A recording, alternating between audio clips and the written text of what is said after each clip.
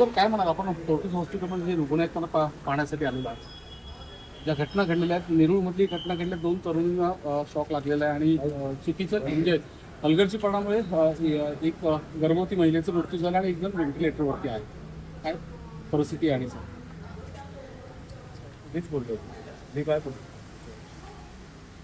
मीच परिस्थिती सांगितली. हलगर्जीपणा एवढं मोठ्या प्रमाणात विषय परिस्थिती चालू आपल्या राज्यात. मला अशा ठिकाणी आल्यावर काय बोलायचं कळतच नाही. शॉक लागून 2 मुली बिचाऱ्या हॉस्पिटल बेडवर आहेत महानगरपालिकेमध्ये. मुंबईमध्ये बघा, झाडं कोसळून लोक मरत आहेत, पॉटहोलमध्ये जाऊन लोक मरत आहेत. मी 2 दिवसापूर्वी त्या मी काय बोलायचं मला कळत, शहर अध्यक्षाचा तो कोण भाजपचा चाटम, लोकांच्या मृत्यूवर हसतोय हा माणूस. काय काय बोलायचं, काय मी ह्या विषयावर काय बोलायचं. मला वाटतं की आपल्याला राग नाही येत का? मला कळतच नाही अशा विषयात काय करायचं.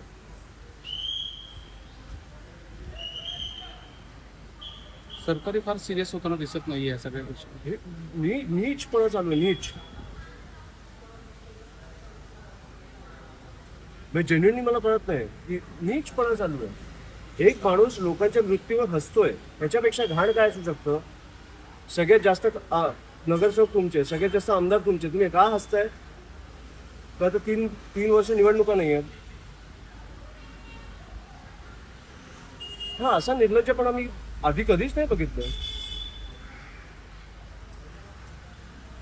मला जेन्युइनली वाटतं. आता त्या दिवशी मला वाटतं की ते संजय दिना पाटील पत्रकाराला शिव्या घातल्या, त्याच्यानंतर ज्या प्रकारे पत्रकार बांधवांनी त्यांच्या प्रेस कॉन्फरन्सवर बहिष्कार टाकला, मला जेन्युइनली बघून आवडलं. म्हणजे पत्रकारांमध्ये हिंमत आहे.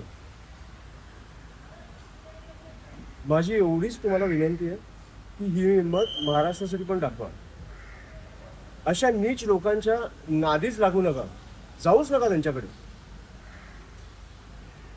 हे जे तुमच्याकडे रस्त्यावर उतरून कामं करतायत, तुम्ही नाही गेला तर बघू ना किती दिवस करतात. तुम्ही दाखवताय म्हणून ते करतायत. त्यांना लाज नाही वाटत की ज्या लोकांनी निवडून दिलंय त्यांच्यासाठी आपण काम केलं पाहिजे मनापासून.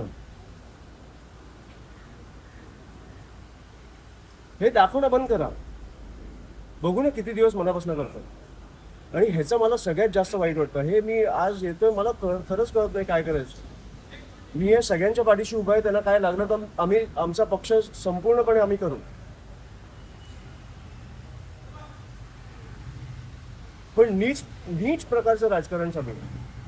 राज साहेबांनी पण खूप संताप व्यक्त केले हे सगळं पाहून. हो ॲब्सोल्युटली. बोलणार तो व्हिडिओ बघून तुम्हाला राग नाही आला का? एक माणूस लोकांच्या मृत्यूवर हसतोय. नाही पण ह्याच्या पुढे काय बोलणार? नवीमध्ये इथली घटना घडलेली आहे आणि ह्या घटना घडल्यानंतर जे डॉक्टर्स आहेत आणि जे याच्यामध्ये जबाबदार आहेत त्यांनाही पाठीशी घालण्याचा प्रयत्न आता प्रशासनाकडून आम्ही करून देणार नाही. मी या संपूर्ण परिवाराला भेटलो. मी पेशंट्सना, ते जे मुली आहेत त्यांना भेटू शकलो. मी आज जाऊन विचारलं, ज्यांना भेटायची इच्छा आहे त्यांना भेटेन. मला आज जाऊन केओस क्रिएट करायचं नाही आहे. ज्यांना भेटायची इच्छा आहे त्यांना मी भेटलो. परिवाराला सगळ्या परिवारांना भेटलो. त्यांना मी सांगितलं की आम्ही संपूर्णपणे तुमच्या पाठीशी, हे काही होऊन देणार नाही आम्ही. पण इकडे मला वाटतं एक खासदार कुठचं, मस्के, आमदार कुठचं आहे? 2 आमदार बीजेपी. फोन केला त्यांनी इकडे? कोण नाही, भेटायला आलं. 4 दिवस उलटे मध्ये. काय निर्लज्जपणा चालू आहे.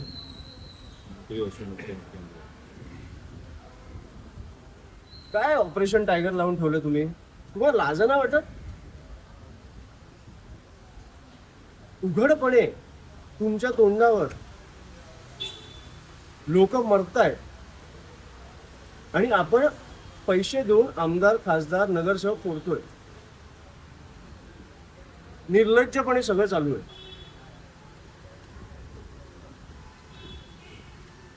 ह्या गोष्टी कव्हर करणं बंद करा, एवढीच माझी तुम्हाला विनंती आहे. बाकी बघू आपण म्हणून काय करतो ते. त्यांना कळलं पाहिजे की तुमच्यामुळे ते आहेत, त्यांच्यामुळे तुम्ही नाही आहात.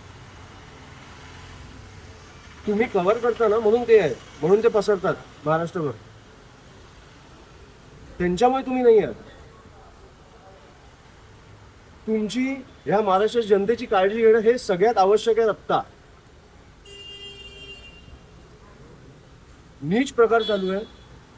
आम्ही आमचं काम करतोय, तुम्ही पण तुमचं काम करा, एवढीच माझी विनंती आहे. एवढं मी तुम्हाला सांगायला आलोय, बाकी मी बघतो. मिसिंग लिंक उसळले ते मिसिंग लिंक बंद पडलंय. आणि मुख्यमंत्री साहेब बोलतायत की हे ट्रायल एंड एरर आहे. हे पहिला पावसाचा ट्रायल असतो. एक ब्रिज कोसळला समजा, तर उद्या तुम्ही सांगणार की हे आमचा ट्रायल आहे, आम्ही आता नवीन ब्रिज बांधू, आम्हाला आमच्या चुका कळल्या आता. आणि एक मिनिट, तुम्ही म्हणजे शिवसेनेला तुम्ही बोलता की भाजप सत्तेत होतं, महानगरपालिकेत होतं, आत्ता आमचा महापौर आलाय, वेळ लागणार काम करायला. तुम्ही त्यांच्यावर नव्हता? 25 वर्ष तुम्ही त्यांच्यावर नव्हता का? जिकडे राजसाहेबांना संधी मिळाली नाशिकमध्ये,